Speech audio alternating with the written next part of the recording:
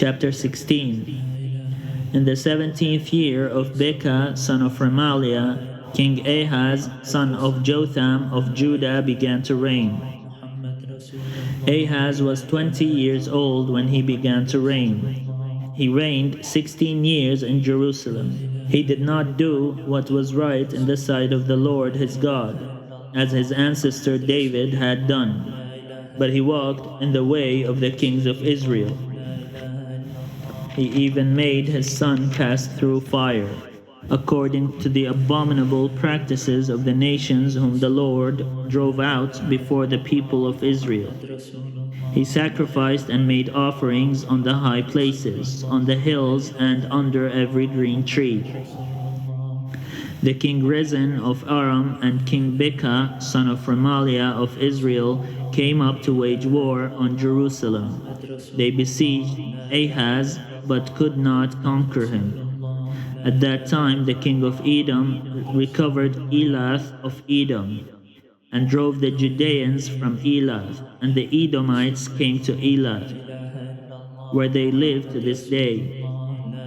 Ahaz sent messengers to King Tiglath of Assyria, saying, I'm your servant and your son. Come up and secure me from the hand of the king of Aram, and from the hand of the king of Israel, who are attacking me. Ahaz also took the silver and gold found in the house of the Lord and in the treasures of the king's house, and sent a present to the king of Assyria. The king of Assyria listened to him. The king of Assyria marched up against Damascus and took it, carrying its people captive to Kir. Then he killed Rezin. When King Ahaz went to Damascus to meet King Tiglath-Pileser of Assyria, he saw the altar that was at Damascus. King Ahaz sent to the priest Uriah a model of the altar and its pattern, exact in all its details. The priest Uriah built the altar in accordance with all that King Ahaz had sent from Damascus. Just so did the priest Uriah build it. Before King Ahaz arrived from Damascus. When the king came from Damascus, the king viewed the altar. Then the king drew near to the altar, went up to it, and offered his burnt offering and his grain offering, poured his drink offering, and dashed the blood of the offerings of well-being against the altar.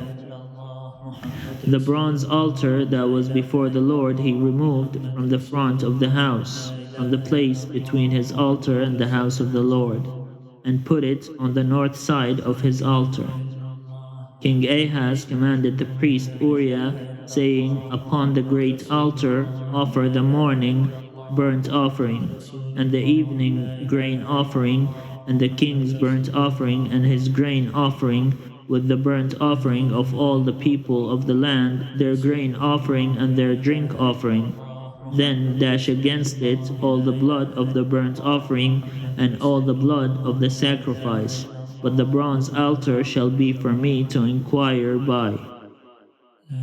The priest Uriah did everything that King Ahaz commanded. Then King Ahaz cut off the frames of the stands and removed the laver from them. He removed the seat from the bronze oxen that were under it, and put it on a pediment of stone. The covered portal for use on the Sabbath that had been built inside the palace, and the outer entrance for the king he removed from the house of the Lord.